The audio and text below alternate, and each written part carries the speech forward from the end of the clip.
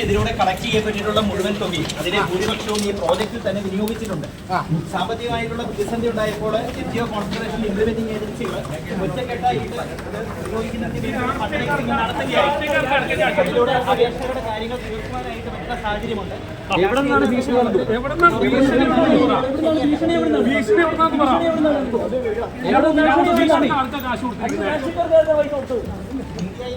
പല പേരുകൾ ശരിയല്ല.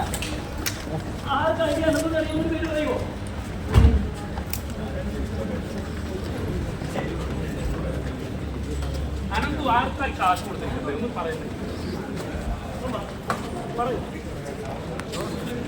രാഷ്ട്രീയക്കാർക്ക് കാശ് കൊടുത്തിട്ടുണ്ടോ?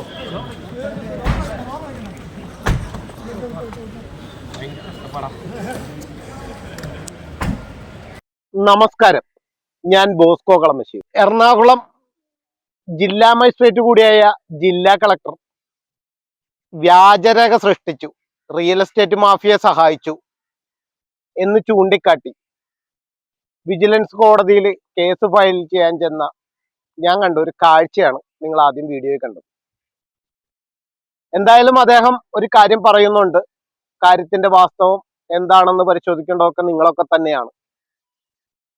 എന്തായാലും മലയാളി ഇവിടെ കൊണ്ട് പഠിക്കില്ല, അല്ലെങ്കിൽ പഠിക്കാൻ ഉദ്ദേശിക്കുന്നില്ല എന്നുള്ളതാണ് വാസ്തവം.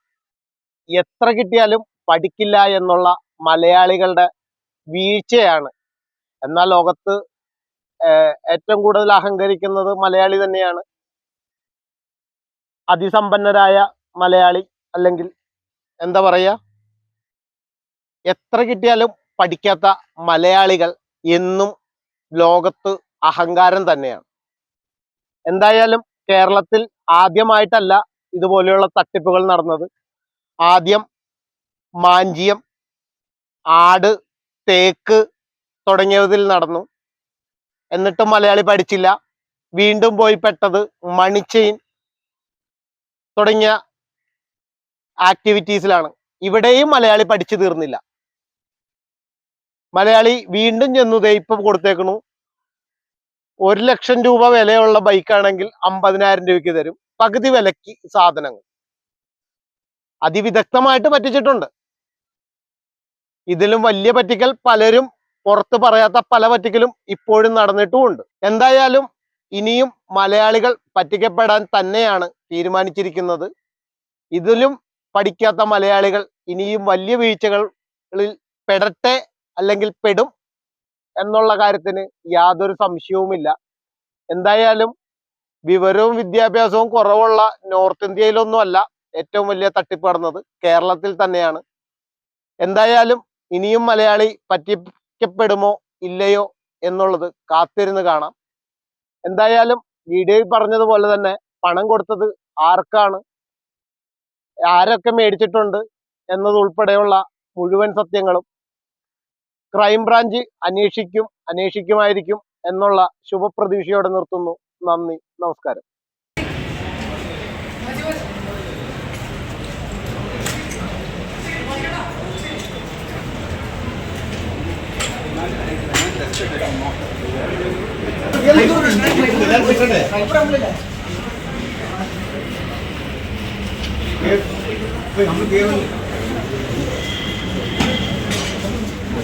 മൊബൈൽ ചേട്ടാ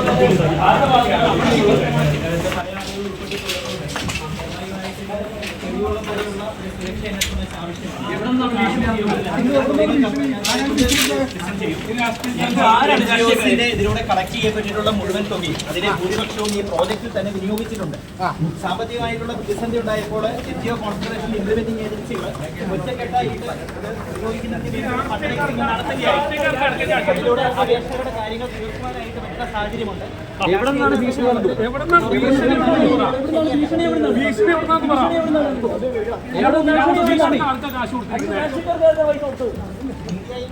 പല പേരുകൾ ശരിയല്ല.